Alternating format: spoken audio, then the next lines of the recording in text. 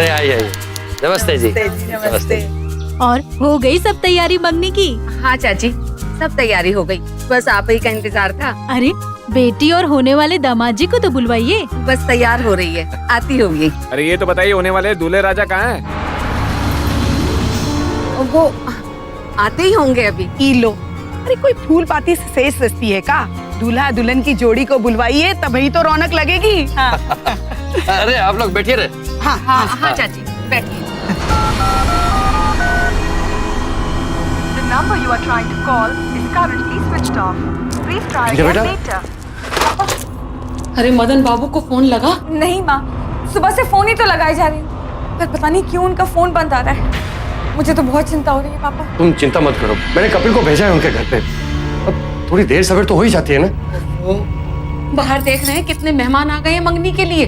अब सभी दूल्हा राजा को खोज रहे हैं और मदन बाबू का रात से कहीं पता ही नहीं है। चाचा जी। हाँ बेटा, क्या हुआ? मदन बाबू आ रहे हैं ना? हम बहुत देर तक उनके घर के बाहर खड़े रहे, बार बार घंटी बजाते रहे, पर घर पर कोनो है ही नहीं। पड़ोसी लोगों से पूछा तो उनको कुछ मालूम नहीं। कल रात से कोनो नहीं देखा उन्हें। विद्या, बिंदिया, विद्या बेटा, क्या हुआ? बेटा क्या हुआ? सुजाता पानी लाओ। हाँ। विद्या बेटा, विद्या। नमस्कार, मैं पूजा गौर सावधान इंडिया यूपी फाइट्स बैक में आप सबका स्वागत करती हूँ। उत्तर प्रदेश के वाराणसी में रहने वाले बिंदिया और मदन की मंगनी होने वाली थी और शादी भी दूर नहीं थी। बस 2 ही दिन में वो विवाह के पवित्र बंधन में बंधने वाले थे, पर अचानक मंगनी की एक रात पहले मदन गायब हो जाता है। जरा सोचिए, उस लड़की पर क्या बीतेगी जब उसका होने वाला पति अचानक गायब हो जाए? उसके परिवार पर क्या बीतेगी? और यहाँ सबसे बड़ा सवाल ये था कि आखिर मदन गायब क्यों हो गया था? क्या वो किसी मुसीबत में फंस गया था या फिर वो खुद ही शादी की जिम्मेदारियों से दूर भाग रहा था? इन्हीं सब अनगिनत सवालों से बिंदिया और उसका परिवार घिरा हुआ था। बिंदिया बेचैनी से अपने मंगेतर का इंतजार करती रही, लेकिन वो नहीं आया। मदन का कहीं कुछ पता नहीं चला। नेशनल क्राइम रिकॉर्ड्स ब्यूरो के आंकड़ों के मुताबिक हमारे देश में हर साल करीब 80,000 से भी ज्यादा लोग गायब हो जाते हैं और पिछले 5 सालों में ये आंकड़ा करीब दुगना हो चुका है। और इसके पीछे अनगिनत कहानियां हैं, कभी सुसाइड, कभी किडनैपिंग, कभी फ्रॉड, कभी मर्डर, तो कभी कुछ और। तो मदन के गायब होने के पीछे क्या वजह थी? बिंदिया उन दिनों की यादों में खोई थी जब मदन उसकी जिंदगी में नहीं आया था। बस 6 महीने पहले की बात है। Carbon dioxide is removed by dissolving it in water under pressure, and hydrogen left behind is collected. Carbon dioxide is removed by dissolving it in water under pressure, and hydrogen left behind is. क्या हुआ भाई? आज हमारी झांसी की रानी की कि सिट्टी पिट्टी काहे घूमे? माँ, हमसे ना ये फिजिक्स केमिस्ट्री नहीं होता, बता रहे हैं इस बार पेपर में पक्का लुढ़केंगे। ऐसे ही? अरे स्कूल के प्रिंसिपल की बिटिया हो तुम, लुढ़केंगे तुम्हारे दुश्मन। और हमने इनको भी कह दिया है कि शहर के सबसे अच्छे साइंस के टीचर को हमारी बिटिया के लिए ढूंढ के लाइए। तुम्हारी ट्यूशन लग जाएगी, फिर सारी समस्या हल, तुम्हें मदद भी मिल जाएगी, है ना? अब हमने ये दूध रख दिया बिटिया, इसे पी लो, हम रसोई का काम देखने जा रहे हैं।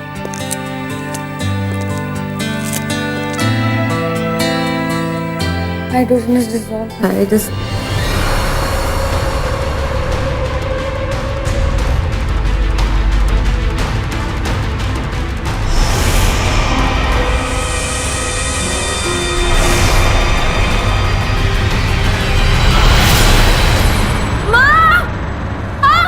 क्या हुआ?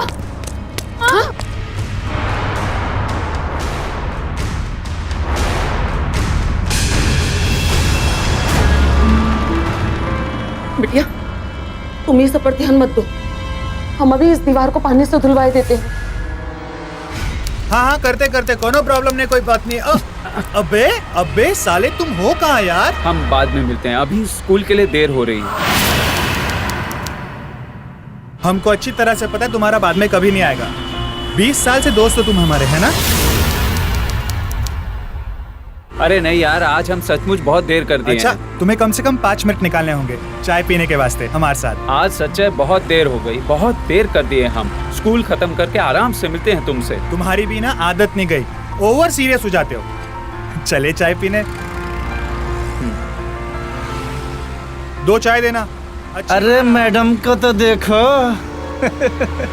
इन बनारस की गलियों में इन कुत्तों से ज्यादा ये आवारा लोग ही भौंकते हैं। खैर, मुझे बताओ तुम्हारा पढ़ाना कैसे चल रहा है? अरे बढ़िया एकदम, तुम बताओ। ये आटा दाल चावल बेचना इतना आसान नहीं है मास्टर जी।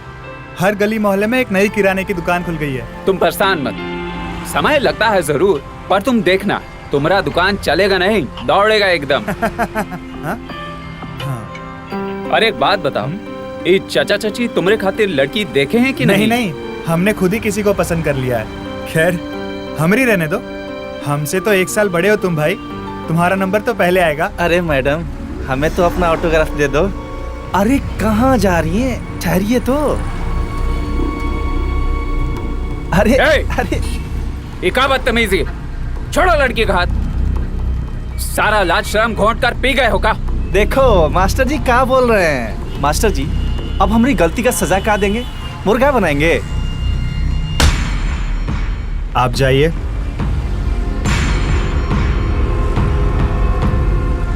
तुम्हें जो रासलीला और गुंडाई मचानी है मचाओ, लेकिन अगर हमारे दोस्त का मजाक बनाए ना तो तुम्हारे मुंह का ऐसा हुलिया बना देंगे कि समझ जाओ। समझे कि नहीं समझे?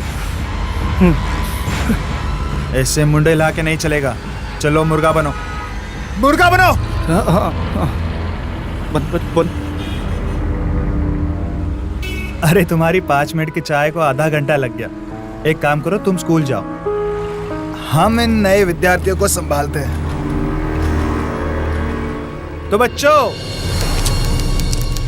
मदन सर, प्रिंसिपल सर आपसे मिलना चाह रहे थे। अभी? मैं बहुत लेट हो चुका हूँ, क्लास खत्म करके फिर मिल लेता हूँ उनसे। कोई जरूरी काम है, बोल रहे थे कि जैसे ही आप आए वैसे ही भेजना। अच्छा ठीक। सर, आपने बुलाया? अरे हाँ, कुछ इमरजेंसी था सर? हाँ, खैर इमरजेंसी तो है, लेकिन थोड़ी पर्सनल इमरजेंसी। मदन बाबू, बात दरअसल ये है कि साइंस ने हमारे घर में कोहराम मचाया है। हमारी बिटिया फिजिक्स और केमिस्ट्री से परेशान है। कॉलेज के एग्जाम्स भी नजदीक आ रहे हैं। मैंने सोचा कि अगर आप थोड़ी मदद कर देते तो। अरे सर, आप ऐसे रिक्वेस्ट क्यों कर? आप बस बोलिए हमें कब से आना है, कितने बजे आना है? तो स्कूल खत्म होते ही 1 घंटा निकाल लीजिएगा प्लीज, करीबन शाम को 6 बजे। जी जरूर। शुक्रिया। थैंक यू की कोई बात ही नहीं।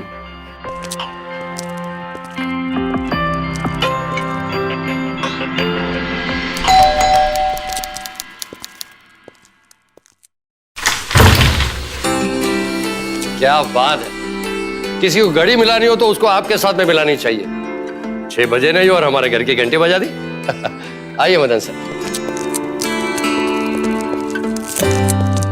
इंदिया बेटा, ये है हमारे स्कूल के साइंस के टीचर। नमस्ते। नमस्ते। अपने जमाने में साइंस में टॉपर रहे हैं। ये तुम्हें अच्छी तरह साइंस सिखा देंगे।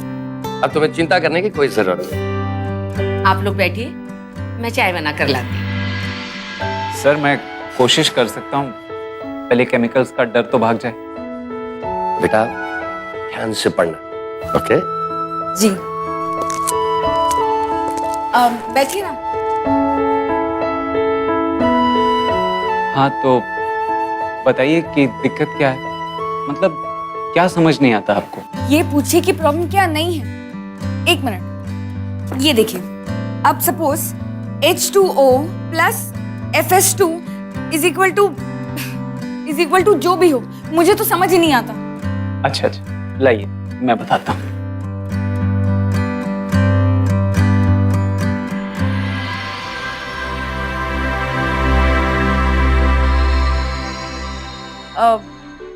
हमसे ज्यादा घबराए हुए तो आप लग रहे हैं। घबराहट? नहीं तो जरा भी नहीं। पसीना पोंछ लीजिए। रुमाल लाए हैं या हम दें? पसीना? वो क्या है ना, आप तो समझ ही नहीं रही हैं। आपके पिताजी मुझे स्कूल का वाइस प्रिंसिपल बनाना चाहते हैं। आपकी परीक्षा तो ये है ही, आपसे ज्यादा ये हमारी परीक्षा है। अरे हंसी मत प्लीज। देखिए, अगर आपको समझ में नहीं भी आ रहा तो समझने की एक्टिंग ही कर लीजिए। इसका मतलब ये हम दोनों की परीक्षा है, तो पास तो हमें होना ही है मास्टर जी। अच्छा एक बात बताइए, आपने ये इतना मुश्किल सब्जेक्ट ही क्यों चुना? मुझे तो साइंस के डरावने सपने आते हैं रात को। आज नहीं आएंगे। अच्छा लगी शर्त।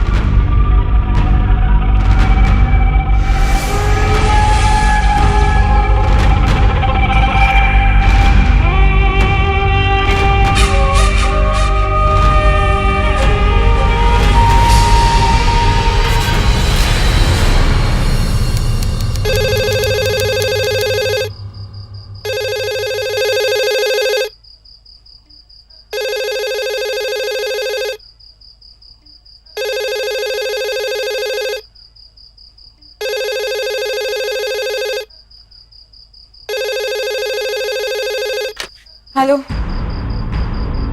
Hello hello. रखना मत, फोन मत रखना। कौन हो तुम? हेलो, कुछ बोलते क्यों नहीं?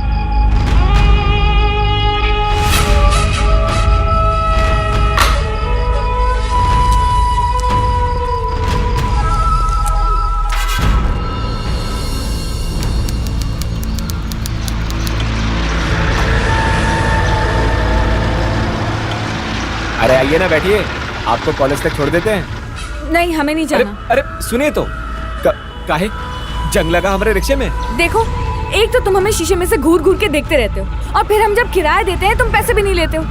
हमें नहीं बैठना तुम्हारे रिक्शा में। गलती हो गई, अब ऐसा कुछ नहीं करेंगे।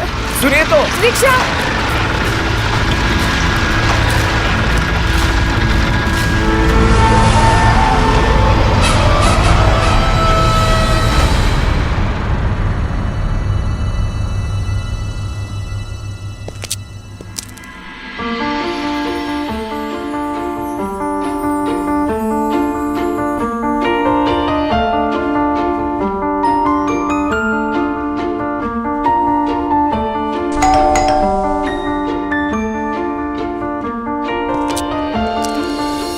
आज हम कुछ अलग लग रहे हैं।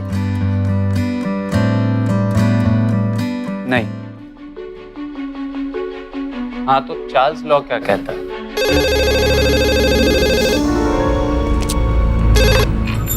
Hello hello. V1 upon T1 is equal to V2 upon T2, और T1 जो होता है वो टेम्परेचर होता है।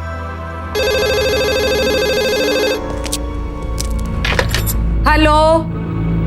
अरे बात नहीं करनी तो फोन वा काहे के लिए किए रहे हो?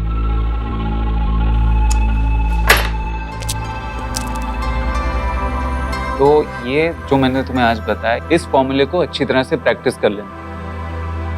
एक रिक्वेस्ट करें आपसे? जी। कल से इतनी सुंदर बनकर हमारे सामने मत बैठिएगा। कंसंट्रेशन भंग हो जाता है, बहुत मुश्किल होती है। चलें? जी।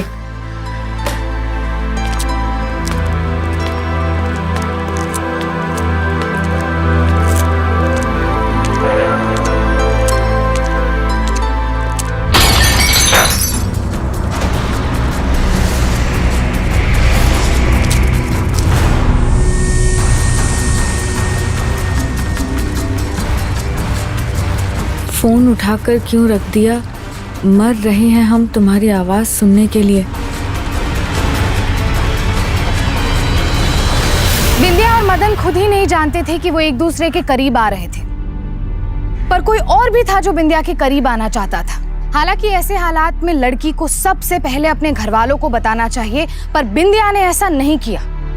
दरअसल ऑब्सेसिव लवर्स की शुरुआती हरकतों को अनदेखा करना उन्हें बढ़ावा देता है और महिलाओं के साथ इससे भी ज्यादा खतरनाक अपराध को बुलावा देता है। नेशनल क्राइम रिकॉर्ड्स ब्यूरो के 2010 के आंकड़ों से यह साबित हो जाता है कि उत्तर प्रदेश, आंध्र प्रदेश, दिल्ली, राजस्थान और पश्चिम बंगाल में महिलाओं के साथ होने वाले अपराधों के सबसे ज्यादा केसेस सामने आए हैं, और उनमें से सिर्फ उत्तर प्रदेश में ही 20,200 केसेस दर्ज कराए गए हैं। हमारे देश में महिलाओं की सुरक्षा के मामले में स्थिति दिन पर दिन खराब होती जा रही है। तो आखिर क्या अंजाम होने वाला था उसकी असावधानी का? क्या कोई और बड़ी मुसीबत उसका इंतजार कर रही थी? आखिर क्या चाहता था उसका सरफिरा आशिक?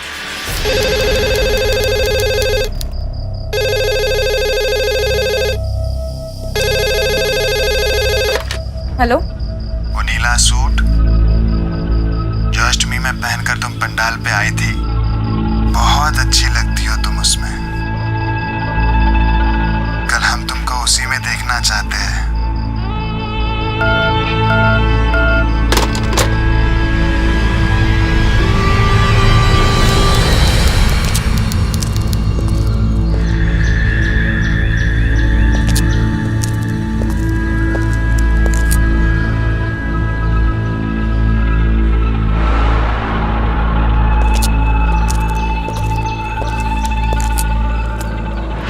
गुंडा राज चल रहा है यहाँ पर।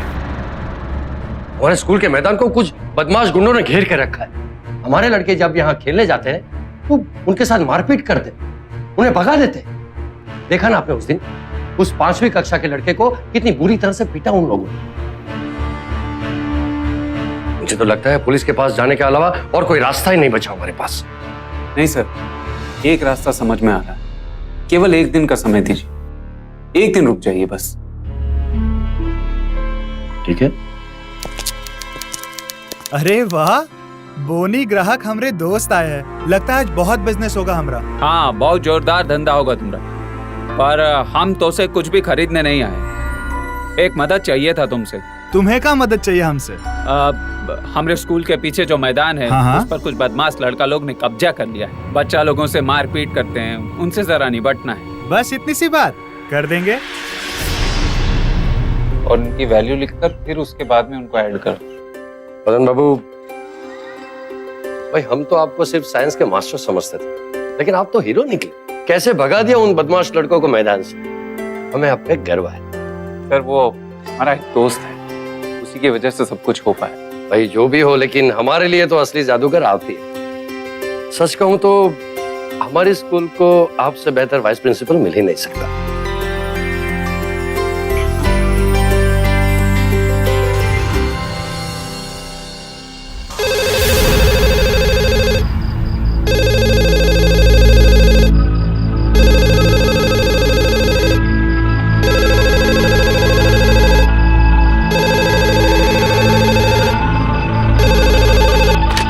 हेलो, बोले थे ना वो नीला सूट पहनने, नहीं पहना ना तुमने? अगर मेरी बात नहीं मानोगी, कल वो नीले रंग वाला सूट नहीं पहनोगी तो देख लेना, देख लेना। हेलो,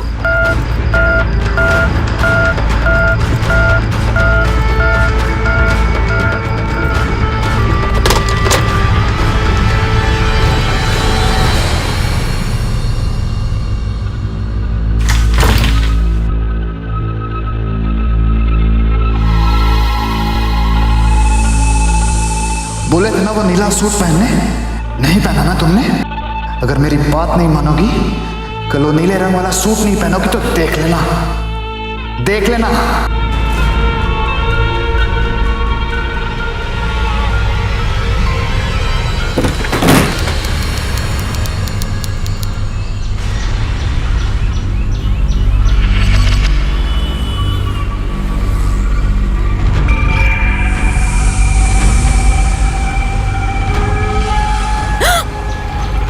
एक बात बताइए, आपने कसम खाई है ना कि आप हमारी बात नहीं मानेंगी? मतलब क्या है तुम्हारा? हमारे रिक्शे में बैठने में दिक्कत क्या है आपको? वो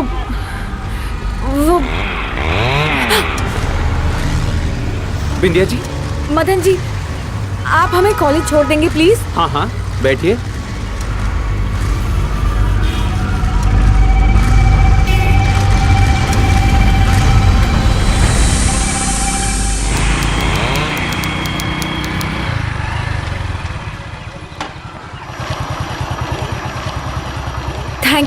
थैंक यू सो मच।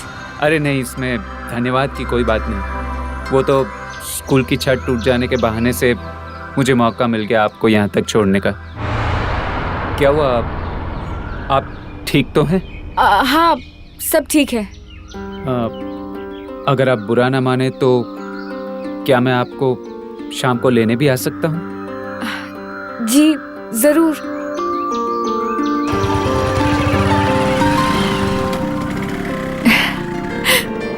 बिंदिया, बिंदिया,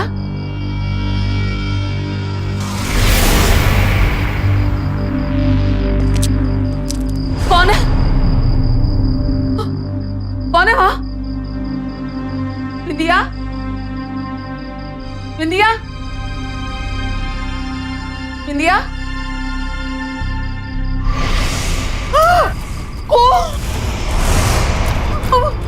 कोई है? कोई है? बचाओ! दरवाजा, खोलो दरवाजा! कोई है दरवाजा खोलो!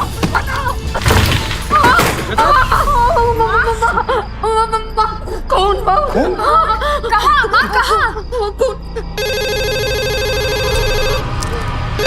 हेलो? तुम हमारी बात नहीं सुनोगी ना तो हम तुम्हारे इर्द गिर्द ऐसी हालत कर देंगे कि तुम देख नहीं पाओगे। हो कौन तुम और चाहते क्या हो? प्रेमी हैं तुम्हारे, बहुत प्यार करते हैं हम तुमसे। अब तक नहीं जान पाई ना तुम? हम तंग नहीं करना चाहते हैं तुमको, बस अपना बनाना चाहते हैं। हम दोबारा फोन करेंगे। हेलो, मेरी बात तो सुनो। कौन है फोन पर? मैं आपको सच कह रही हूँ, उस कमरे में कोई है। मैंने खून देखा है बहुत सारा। उस कमरे में कोई है। सुजाता शांत हो जा, शांत हो जा सुजाता। कमरे में कोई है। बहुत हद से बाहर निकलती जा रही है। मदन को बताना पड़ेगा, शायद वो हमारी कोई मदद कर सकता है। लड़की के माँ बाप अभय और सुजाता अपनी बेटी की सुरक्षा को लेकर चिंतित थे, पर बात के फैलने से डर भी रहे थे।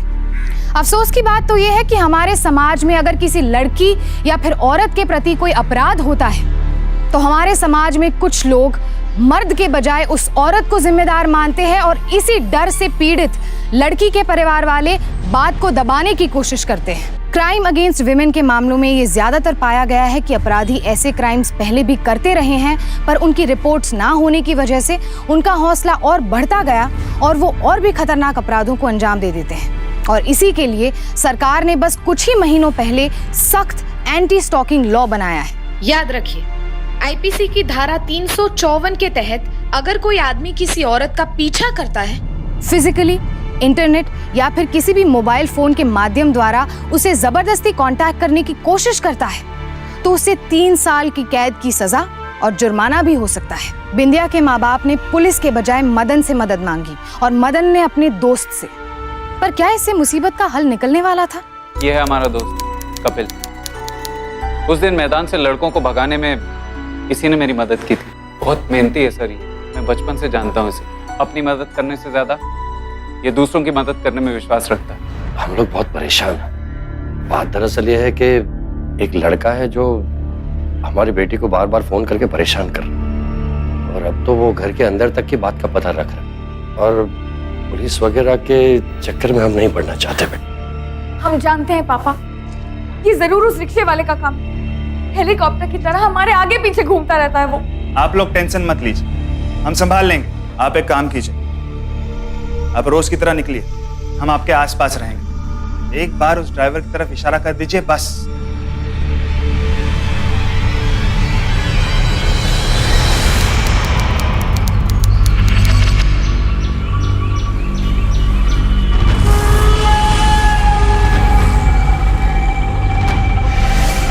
अरे बिंदिया जी, अरे कब से हम आपकी प्रतीक्षा कर रहे थे। आइए आइए बैठिए। देखिए आज हम आपके लिए रिक्शा धुलवा के लाए, पूरे 200 रुपए लगाए। चल आइए। नहीं आप, नहीं, हमें अरे नहीं आप हमें नहीं बिंदिया जी, कमाल, हमेशा गुस्सा हो जाती हैं आप। ये भी कोनो बात है? क्या कर दो? अरे कहाँ कौन लड़का? इंस्पेक्टर साहब, कपिल ने कुछ नहीं किया है, वो बस हमारी रक्षा करना चाहता था। क्यों? उसके लिए हम नहीं देखा हैं? हम समझते हैं सर, कपिल कुछ ज्यादा बह गया, पर उस रिक्शे वाले ने भी इनकी लड़की का जीना मुश्किल कर दिया था। बहुत फोन कर रहा था, बहुत परेशान कर रहा था। सर कपिल ने केवल दोस्त होने के नाते मदद किया है, कोई पर्सनल दुश्मनी नहीं है सर। कपिल ने तो सर बस हमारी मदद करनी चाहिए और गहमा गहमी में सब हो गया। और पुलिस के पास आने के बजाय कपिल ने उसको मार मार के अधमरा कर दिया, है ना? अगर वो मर गया ना तो मर्डर का चार्ज लगेगा। इस वक्त हम उसकी बेल नहीं कर सकते। बस भाई देखा ना तुमने, नहीं दे रहे हैं। हमें रत्ती भर भी दुख नहीं है इस बात का। जी कर रहा था उस साले का टेटवा वही दबा दे जो औरतों की इज्जत नहीं कर सकता ना, उसे सीना फाड़ के घूमने का कोई हक नहीं है। देखो भाई, तुम बिल्कुल चिंता मत करना, हम पूरी कोशिश करेंगे, कुछ ना कुछ करके तुम्हारी बेल करवा देंगे।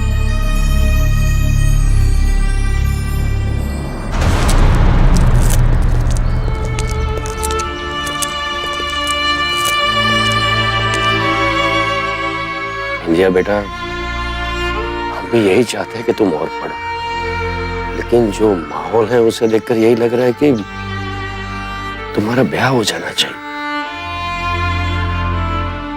बेटा, ब्याह करने से कोई जिंदगी रुक नहीं जाती। और कम से कम जो कुछ हो रहा है वो तो बंद हो जाएगा। बेटा, कल कुछ इधर उधर हो गए तो। बेटा, हम तुम्हारा भला चाहते हैं, जबरदस्ती की भी कोई बात नहीं है।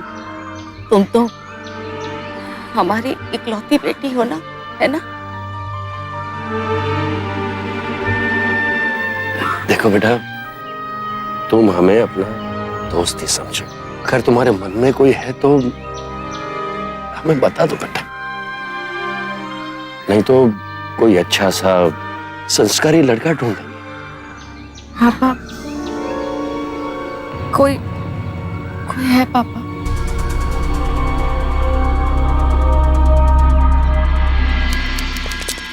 नमस्ते। नमस्ते नमस्ते, आइए बैठ। कोई काम था? मुझे बुला लेते। हम परंपरा निभाने आए हैं, और परंपरा ये कहती है कि लड़की वाले ही रिश्ता लेकर लड़के वाले के यहाँ जाते हैं। बेटा, हम अपनी इकलौती बेटी का रिश्ता लेकर आए हैं तुम्हारे लिए। जी, बिंदिया ने आपको अपनी मर्जी बता दी? हाँ हाँ, इसीलिए तो हम आपके पास आए हैं। सर, मैं एक मामूली सा स्कूल टीचर हूँ। मेरा मतलब, मैं कैसे। आप मामूली टीचर नहीं हैं, आप हमारे स्कूल के वाइस प्रिंसिपल बनने वाले हैं। लेकिन बिंदिया तो अभी पढ़ रही है, उसकी पढ़ाई पूरी नहीं हुई है। तो क्या ब्याह के बाद आप उसे पढ़ने की इजाजत नहीं देंगे? अरे नहीं नहीं, इससे अच्छी बात तो हो ही नहीं सकती। तो हम बात पक्की समझे? हाँ हाँ, ही समझिए। बार बार होने वाली घटनाओं से तंग आकर बिंदिया ने आखिरकार शादी करने का फैसला किया। इसी बहाने उसकी एक मुसीबत खत्म होती नजर आ रही थी। जो वो आज तक कह भी नहीं पाई, वो आखिरकार होने जा रहा था। यानी कि उसका और मदन का खामोश प्यार जिंदगी भर का साथ बनने जा रहा था। दोनों शादी के बंधन में बंधने जा रहे थे। उस पर गंदी नजर रखने वाला ऑटो ड्राइवर संजय भी पकड़ा गया और हॉस्पिटल में था। कपिल को भी बेल मिलने वाली थी। सब कुछ ठीक चल रहा था। और हाँ, खुशी की रफ्तार तब और भी बढ़ गई जब बिंदिया एग्जाम में पास हो गई और मदन वाइस प्रिंसिपल बन गया। पर क्या खतरा टल चुका था? क्या बिंदिया की प्रेम कहानी में से खलनायक निकल चुका था? अगर हाँ, तो कब तक? और अगर नहीं, तो क्यों? बस यही सवाल थे जिनके लिए खुशियों में डूबे लोगों में से किसी के पास फुर्सत भी नहीं थी। शाही पनीर की जगह मटर पनीर कर रहे हैं, ठीक है ना साहब? अरे भैया जी, अब इस साइंस के टीचर से रसोइये का काम काहे करवा रहे हैं? हमें नहीं समझ में आता है सर। जो सही लगे वैसा कर दीजिए, ठीक है? चलिए। कपिल, मेरे भाई, मेरे दोस्त, इससे अच्छा समय तो हो ही नहीं सकता था तेरे बाहर आने का। बधाई हो। हमें तो पता ही नहीं था अब दोनों की लव स्टोरी चल रही है। अब क्या बताएं तुझे, सब कुछ इतने जल्दी हो गया कि तुम्हें दोस्त को बताने का समय नहीं मिला है ना। मदन, अब ये शाही पनीर, मटर पनीर, ये सब तुम हम पर छोड़ दो। तुम जल्द से जल्द हल्दी लगवाओ मेरे भाई। चलो।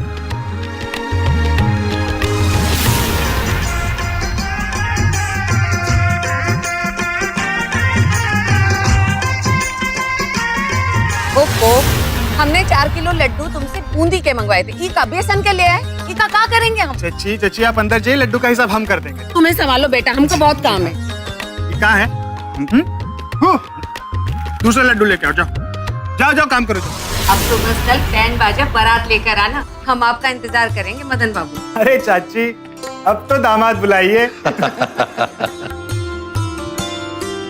चलो हम आपको छोड़ आते हैं।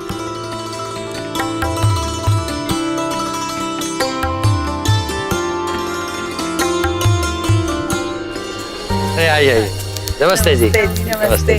और हो गई सब तैयारी मंगनी की? हाँ चाची, सब तैयारी हो गई, बस आप ही का इंतजार था। अरे बेटी और होने वाले दामाद जी को तो बुलवाइए। बस तैयार हो रही है, आती होगी। अरे ये तो बताइए होने वाले दूल्हे राजा कहाँ हैं?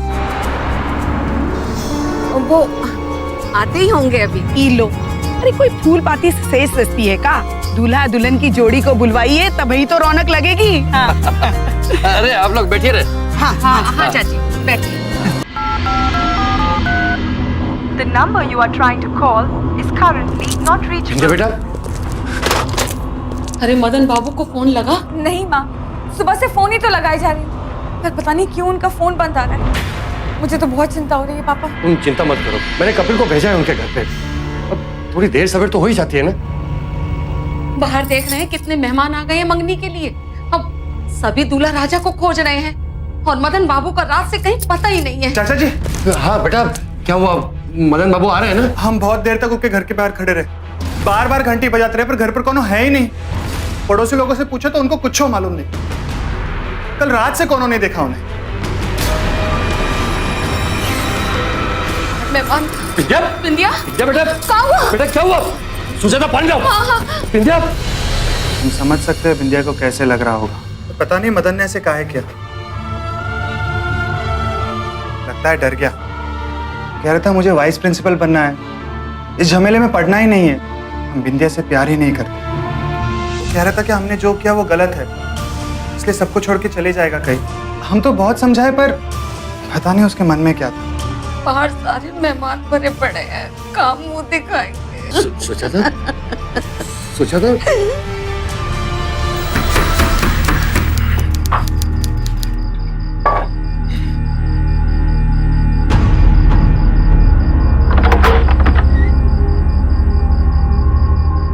तुम बाहर काहे खड़ी हो? अंदर आओ, आओ आओ।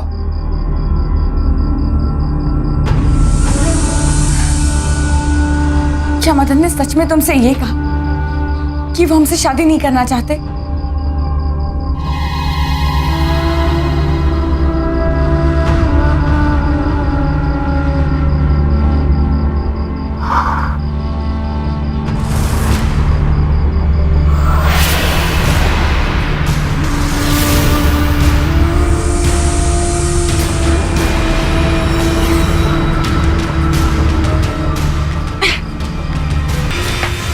विद्या, विद्या, विद्या सुनो तो।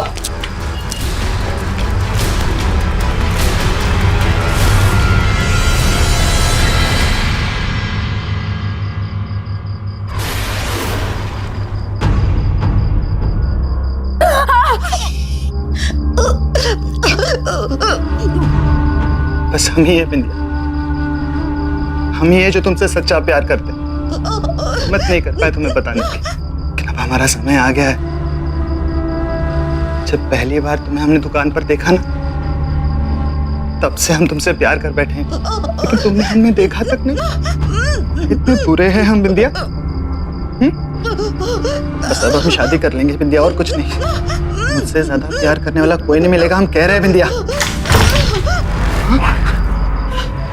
विंध्या, विंध्या क्या हुआ? बेटा, बेटा क्या हुआ?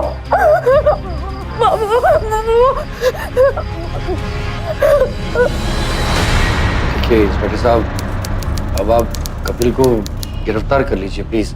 कमाल है, अभी कुछ दिन पहले आप उसकी बेल के लिए परेशान थे, उसकी बहादुरी का पहाड़ा सुना रहे थे, और आज उसका कंप्लेंट लिखवाने आए हैं। लेकिन सर, तब तक हमें उसकी असलियत के बारे में पता नहीं था ना, लेकिन अब पता चल गया है सर।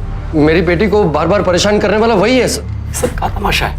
कल तक आप उस ड्राइवर संजय पे इल्जाम लगा रहे थे, और आज कपिल पे। इंस्पेक्टर साहब देखिए, हमसे ही पहचानने में कुछ गलती हो गई थी। दरअसल इस सब के पीछे कपिल का ही हाथ है, और जब वो बेल पर छूटा होगा तो उसे मेरे और मदन के बारे में पता चला होगा, तो शायद उसी ने मदन को कुछ। हाँ इंस्पेक्टर साहब, ठीक है।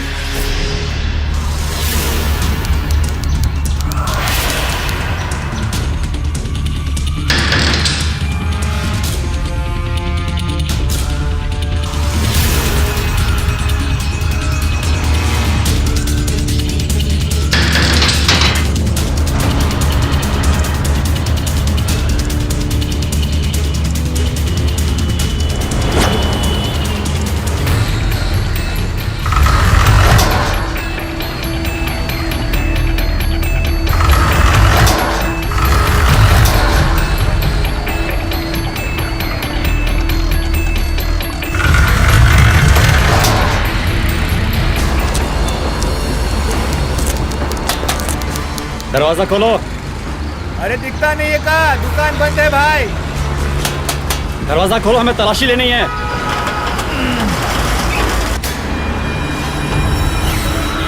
अरे साहब, यह आटा दाल चावल तेल है साहब, यह आपको कहाँ मिलेगा? देखो, ये रूटीन इंक्वायरी है, हमें तलाशी लेनी है, समझे ना? चलो हटो। अरे अरे साहब सुनो तो। चलो साहब, साहब हमरा विश्वास करो साहब, यहाँ कुछ नहीं मिलेगा आपको। साहब और एक दरवाजा है इधर। चलो देखते हैं। साहब वहाँ हम ध्यान रखते साहब, हाँ, हटो, चूहे होंगे वहाँ हटो। साहब। सुनो। ठीक है। साहब हम कह रहे नहीं, हमारा गोडाउन है साहब, यहाँ सिर्फ आपको चूहे मिलेंगे साहब। अच्छा, बहुत दिनों से चूहे नहीं देखे। आओ देखते हैं, तलाशी लो पूरे गोदाम की। जी साहब।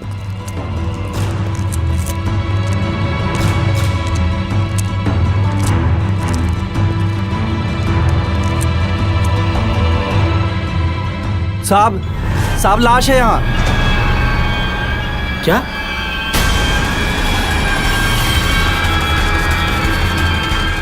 हवलदार, लाश को पोस्टमार्टम के लिए भेजो। जी साहब।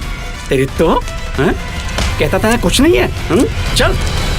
हम हमारी जिंदगी में सिर्फ दो लोगों के लिए जान दे सकते हैं, एक तो हमारी विद्या, हमारे प्रिय दोस्त मदन। लेकिन पता नहीं तकदीर ने हमारे साथ ऐसे क्यों किया। 2 दिन पहले मदन हमसे मिलने आया था। ये लो, तुम्हारा रिटर्न फाइल कर दिए, 2 ही महीने में चेक आ जाएगा। क्या हुआ, इतने परेशान काहे हो? अरे यार, सगाई हमारी हुई है, चिंता तुम कर रहे हो। कुछ ठीक नहीं हो रहा है। तुम बहुत ज्यादा चिंता कर रहे हो। फूल वाला, केटरर, लाइट वाला, सबका जिम्मेदारी अपने सर पे काहे ले लियो? मदन, हम तुम्हें एक बार कहे थे ना कि हम किसी से प्यार करते हैं। हाँ, अरे सब ठीक तो है, तुम हमको बताए नहीं कि वो कौन है। बिंदिया। मजाक काहे कर रहे हो हमारे साथ? हम मजाक नहीं कर रहे। ये बताओ, 20 साल से दोस्त हो ना तुम हमारे, तुम्हें हमारा प्यार नहीं दिखा दिया का? हमारे ही दोस्त ने हमारे पीठ पीछे खंजर भोंका है। क्या बकवास कर रहे हो तुम? पागल हो गए? जा रहे हैं। तुम कहीं नहीं जाओगे जब तक बिंदिया हमारी नहीं होती, तुम कहीं नहीं जाओगे। क्या मजाक है? छोड़ो हमें, जा रहे हैं।